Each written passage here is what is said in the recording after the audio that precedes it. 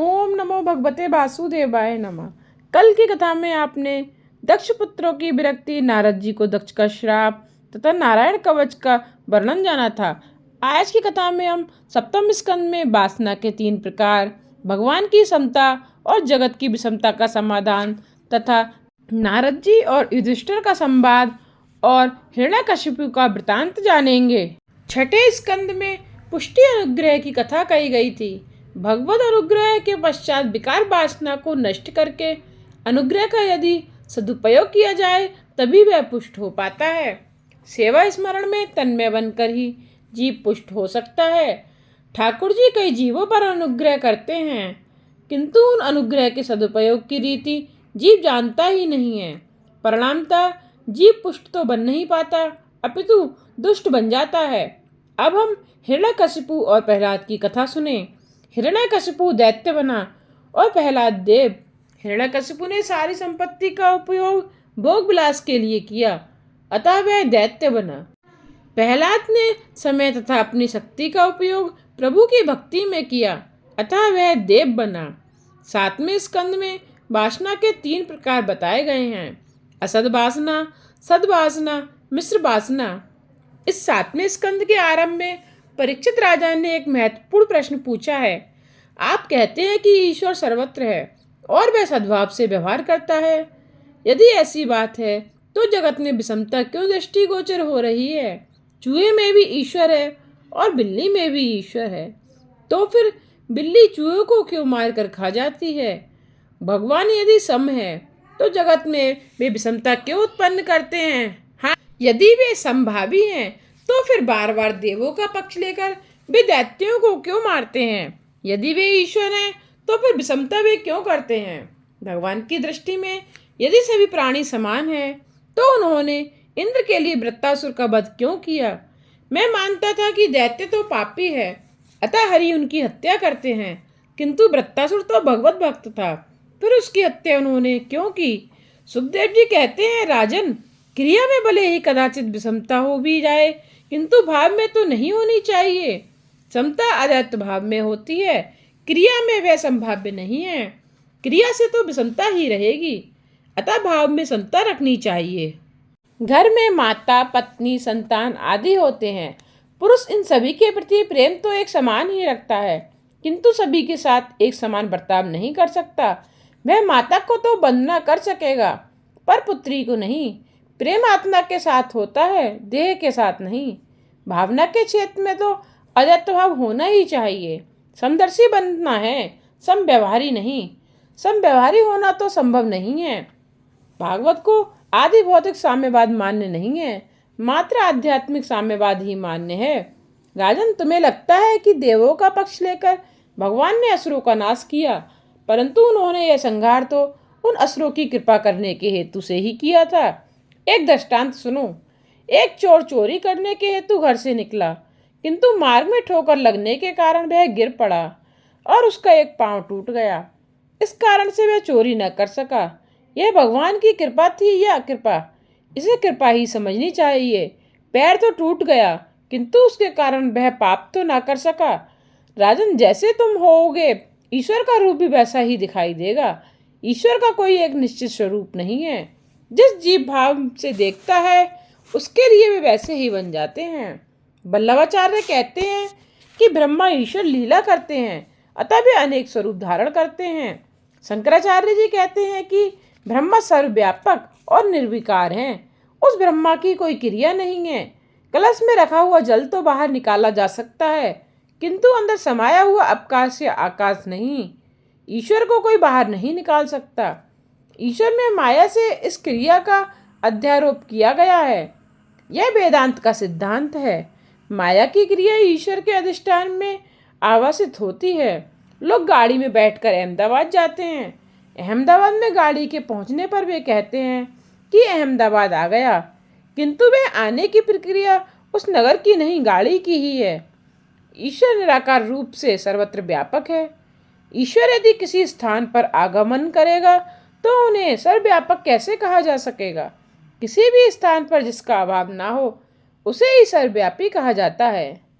आचार्य शंकर का मत है कि ईश्वर निष्क्रिय है, माया के कारण ही उनमें क्रिया का भास होता है, पर वास्तव में भगवान कुछ भी नहीं करते, अतः उनमें विषमता नहीं है। अग्नि निराकार है, फिर भी जब लकड़ी जलती है तो लकड़ी जैसा ही आकार अग्नि का भी आभासित होता है। उपाधि के कारण आकार का आभास होता है। परमात्मा का वास्तविक स्वरूप व्यापक, निराकार और आनंद रूप है। आचार्य शंकर का यह दिव्य सिद्धांत है। महाप्रभु जी का सिद्धांत भी दिव्य है। वैष्णव मानते हैं कि ईश्वर की अक्रियात्मकता की बात बराबर हो। ईश्वर क्रिया तो नहीं कर सकते, किंतु लीला करते हैं।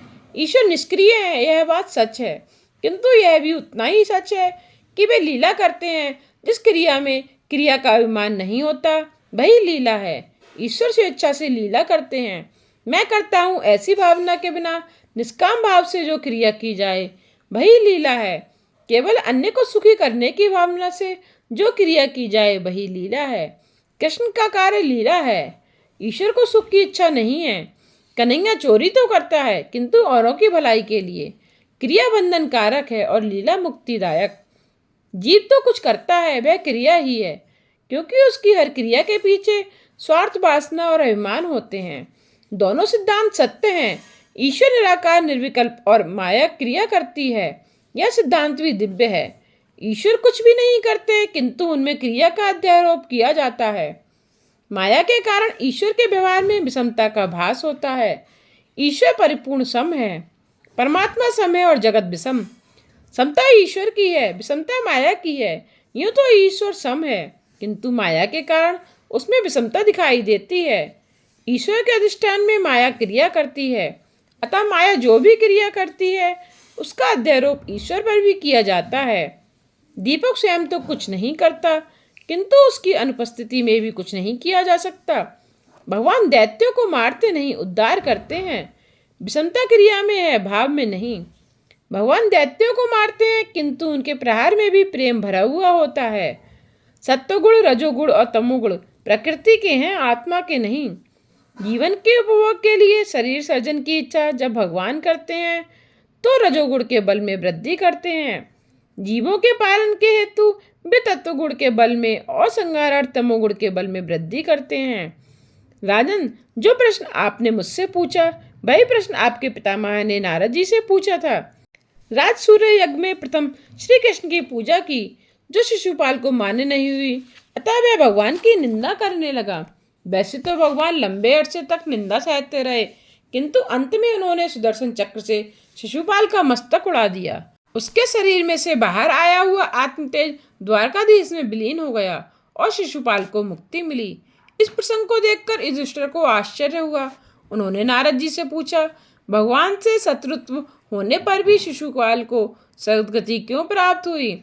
उसने भगवान को गालियां दी, फिर भी वह नरकवासी क्यों ना हुआ? ऐसी सायुच्च गति उसे क्यों मिली? भगवान से द्वेष करने वाले शिशुपाल और दंतवक्त नरकवासी होने चाहिए थे, तो ऐसी उल्टी बात क्यों हो गई? नारद जी ने कहा, श्रवण करो राजन, परमात्मा में किसी भी प्रकार तन्मय होने की आवश्यकता है। परमात्मा ने कहा है कि जीव चाहे किसी भी भाव में मेरे साथ तन्मय बने, मैं उसे अपने स्वरूप का दान करता हूँ। राजन, किसी भी भाव से मन परमात्मा के साथ एकाकार होना चाहिए। जिस प्रकार भक्ति के द्वारा ईश्वर से मन लगाकर कई मनुष्य परमात्मा की गति को पा सकते हैं, वैसे ही काम, देश, भय या स्नेह के द्वारा भगवान से नाता लगाकर कई व्यक्ति सद्गति पा गए हैं। गोपियों ने मिलन की तीव्र कामना से, कंस ने भय से, शिशुपाल आदि कुछ राजाओं ने देश से, यादवों ने पारिवारिक संबंध से, आपने स्नेह से और हमने भक्ति से अपने मन को भगवान से जोड़ लिया है। कुछ गोपियां कृष्ण को काम भाव से बसती थीं। श्री कृष्ण का स्वरूप देखकर भले ही उनके प्रति काम भाव जाग जाए, किंतु जिसका ध्यान करते हैं वह तो निष्काम है। निष्काम कृष्ण के ध्यान करती हुई गोपियां भी निष्काम हो गईं, किंतु जगत के स्त्री पुरुषों का ध्यान काम भाव से करोगे तो नरक में जाओगे। श्री कृष्ण के प्रति काम भाव रखकर सतत उनका चिंतन करती हुई भी गोपियां निष्काम बनी रहीं। परमात्मा के पूर्ण निष्काम होने के कारण उन्हें अर्पित किया गया काम भी निष्काम बन गया। काम का जन्म रजोगुण से होता है। ईश्वर बुद्धि से परे है। ईश्वर के पास काम नहीं जा सकता, सूर्य के पास अंधकार नहीं जा सकता। जिसका चिंतन किया गया था वह श्री कृष्ण निष्काम होने के कारण उनका काम भाव से चिंतन करने वाली गोपियां भी निष्काम बन गईं। कंस डर के मारे तन्मय हो गया था। उसे देवकी का 8वां पुत्र ही हमेशा दिखता रहता था। शिशुपाल अपने शत्रु के रूप में भगवान का चिंतन करता रहता था। इस प्रकार ईश्वर में किसी भी भाव में तन्मय होना चाहिए। अतः हर किसी व्यक्ति को चाहिए कि वह श्री कृष्ण से अपना मन जोड़ ले। यह शिशुपाल साधारण व्यक्ति नहीं था, वह तो विष्णु भगवान का पार्षद था। नारद जी ने जय विजय के 3 जन्मों की कथा संक्षेप में सुनाई। जय और विजय पहले जन्म में हिरण्याक्ष और हिरण्यकशिपु बने, दूसरे जन्म में रावण और कुंभकर्ण बने और तीसरे जन्म में शिशुपाल और दंतवक्त्र बने। नारद जी ने हिरण्यकशिपु और प्रहलाद की कथा का आरंभ किया। वे कहने लगे कि दिति के 2 पुत्र थे, हिरण्याक्ष और हिरण्यकशिपु। बराह भगवान ने हिरण्याक्ष का वध किया था। धर्मराज ने नारद जी से प्रार्थना की, मैं प्रहलाद की कथा विस्तार पूर्वक सुनना चाहता हूँ। वे महान भगवत भक्त थे, फिर भी हिरण्यकशिपु ने उन्हें क्यों मारना चाहा? नारद जी ने कहा, दिति वस्तुतः भेद बुद्धि है। भेद बुद्धि से हिरण्याक्ष और हिरण्यकशिपु ममता और अहंकार से उत्पन्न होते हैं। मैं और मेरा भेद बुद्धि की संतानें हैं। सभी दुखों का मूल भेद बुद्धि और सभी सुखों का मूल अभेदभाव है। शरीर से नहीं अपितु बुद्धि से यदि अभेदभाव स्थापित हो सके तो सभी के प्रति समबुद्धि हो सकती है। अहंकार को मारना कठिन है। विवेक से ममता का नाश तो हो सकता है, किंतु अहम भाव का नहीं। पर यदि अर्पण करने वाले का व्यक्ति का अपना मेरापन ही प्रभु को अर्पित कर दे तो ठाकुर जी कृपा करते हैं। मुझ में अभिमान नहीं है, ऐसा मानना भी अभिमान ही है। हिरण्यकशिपु अहंकार का रूप है। उसका व्यवहार ही ऐसा है कि जिसने देवों को, ज्ञानी पुरुषों को और अन्य सभी को कष्ट होते हैं। अभिमान सभी को सताता और रुलाता है।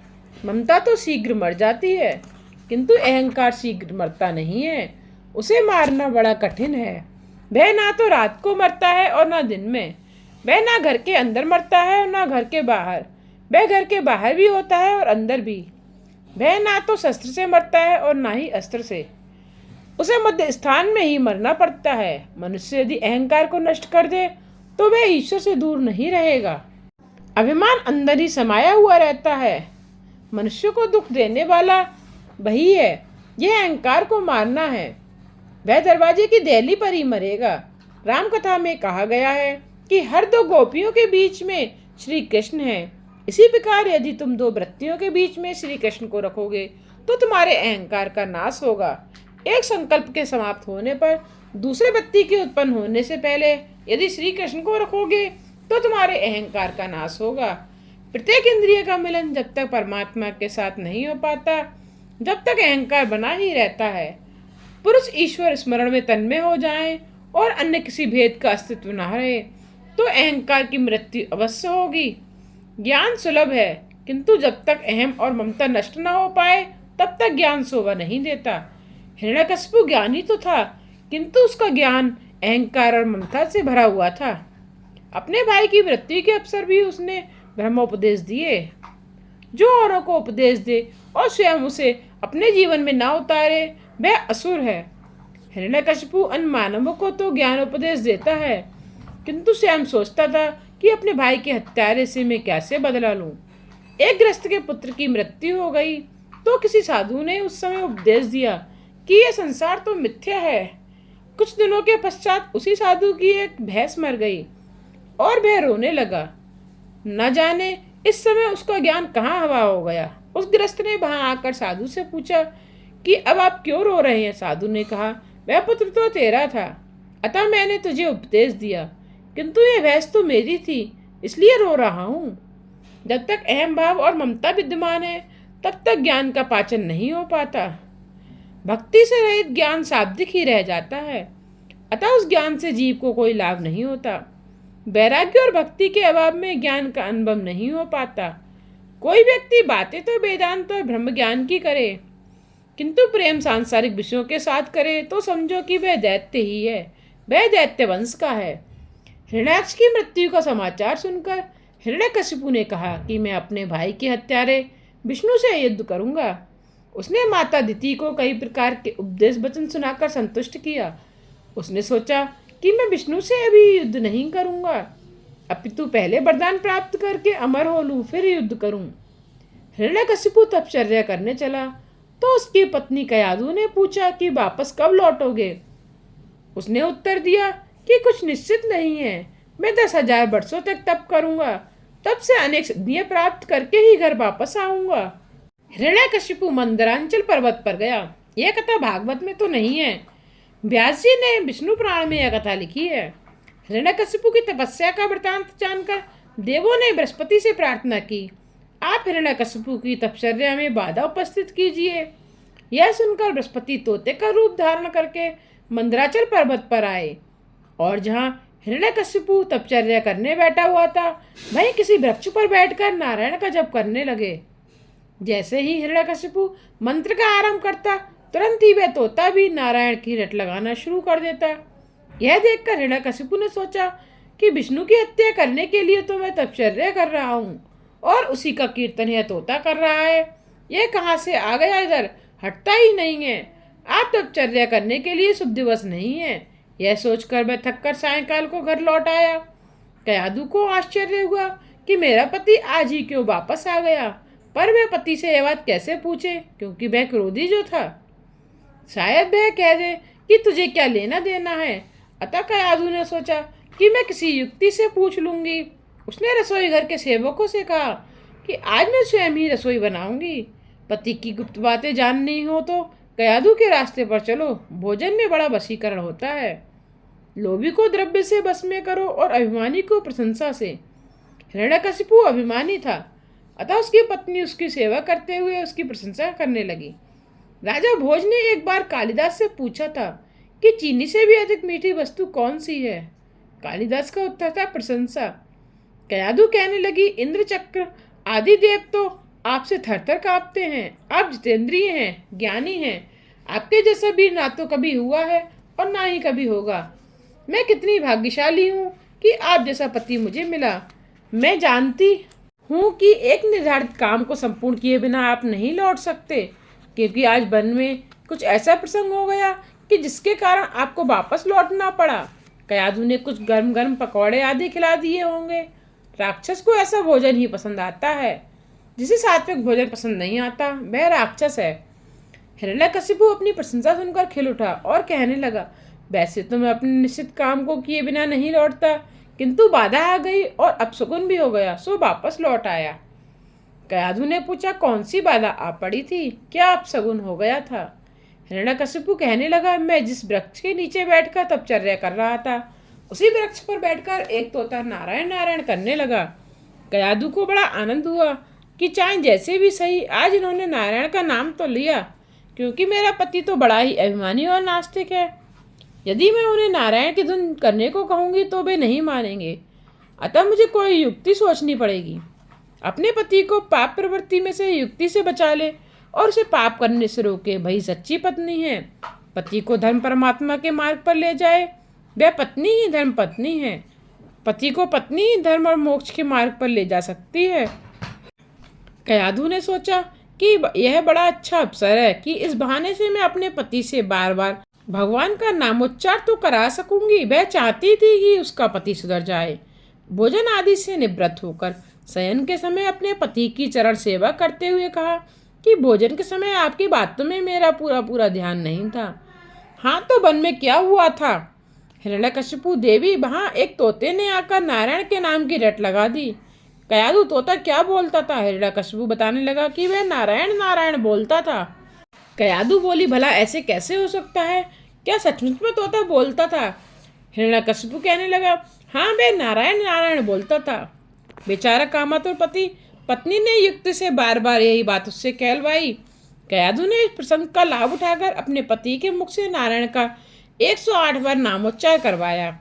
साधारणतया पुरुष कामांता के कारण स्त्री के अधीन ही होता है, अतः पत्नी चाहे तो अपने पति को सुधार सकती है। पत्नी यदि सुपात्र होगी तो अपने पति को भगवत भजन में लीन कर सकेगी। माता पिता भगवान का नामोच्चार कर रहे थे कि उसी समय माता के घर में प्रहलाद जी की स्थापना हुई। अतः पिता के राक्षस होने पर भी उसका पुत्र प्रहलाद महान भगवत भक्त हुआ। कयाधु सगर्भा हुई और हिरण्यकशिपु तपश्चर्या करके वन में चला गया। उसने वहाँ 36,000 वर्ष तक तपचर्या की, अन्न जल का भी त्याग कर दिया। इस कलयुग में प्राण अन्न और जलमय है, किंतु उस सतयुग में प्राण अस्थिमय था, अतः वैसी तपचर्या शक्य थी। मात्र तप करने से ही मनुष्य का कल्याण नहीं हो सकता, वह शुद्ध नहीं हो सकता। तप के साथ साथ भावनाएं और हेतु भी शुद्ध होने चाहिए। हिरण्यकशिपु का हेतु अशुद्ध था। दुर्योधन ने भी विष्णु याग किया था, किंतु वह धन तो पापमय ही था। यदि योग की साधना करते हुए योगी का हेतु अशुद्ध हो, निश्चय उसका ही पतन होगा। केवल योग साधना से हृदय विशाल नहीं हो सकता। योग सिद्धि से अन्य शक्तियां तो प्राप्त होंगी, किंतु हृदय को विशालता नहीं प्राप्त हो सकती। ब्रह्मानुभूति के बिना हृदय विशाल नहीं हो सकता। हिरण्यकशिपु की तपचर्या से प्रसन्न होकर ब्रह्मा जी वहां आए। वह तो मिट्टी के ढेर में ढका हुआ सा था। ब्रह्मा जी ने जल छिड़का तो वह बाहर आ गया। ब्रह्मा जी ने उससे पूछा कि उसकी क्या इच्छा है, तो हिरण्यकशिपु ने कहा कि मुझे अजर अमर बनाइए। ब्रह्मा जी ने कहा, मरना तो सभी को है, जिसका भी जन्म हुआ है उसे मरना तो पड़ता ही है, तू कुछ और मांग ले। हिरण्यकशिपु ने कहा, मुझे तो अमर का ही वरदान चाहिए, अतः मुझे ऐसा वर दे कि मैं ना तो दिन में मरूं ना रात में, ना जड़ से मरूं ना चेतन से, ना तो मैं शस्त्र से मरूं और ना अस्त्र से। ब्रह्मा जी ने सोचा कि चूंकि इसने कठिन तपचर्या की है, सो वर तो देना ही पड़ेगा। उन्होंने उसे अमरत्व का वर दे दिया। अतः हिरण्यकशिपु इतना शक्तिशाली हो गया कि उसने सभी देव पराभूत हो गए। देवों ने दुख के मारे प्रभु से प्रार्थना की। भगवान ने कहा कि जब मेरे प्रिय वैष्णव व्यतीत होंगे तो मैं अवतार लेता हूँ। यदि पापी दुखी होता हो तो भगवान उसकी अपेक्षा कर भी देंगे और अवतार नहीं भी लेंगे, पर वे अपने भक्तों की उपेक्षा कभी नहीं कर सकते। भक्तों पर विपत्ति आने पर उन्हें अवतार लेना ही पड़ता है। देवों को भगवान ने आश्वासन दिया कि जब हिरण्यकशिपु अपने पुत्र से शत्रुता करेगा और उसकी हत्या के लिए तत्पर होगा, तब मैं अवतार लूंगा और हिरण्यकशिपु का वध करूंगा।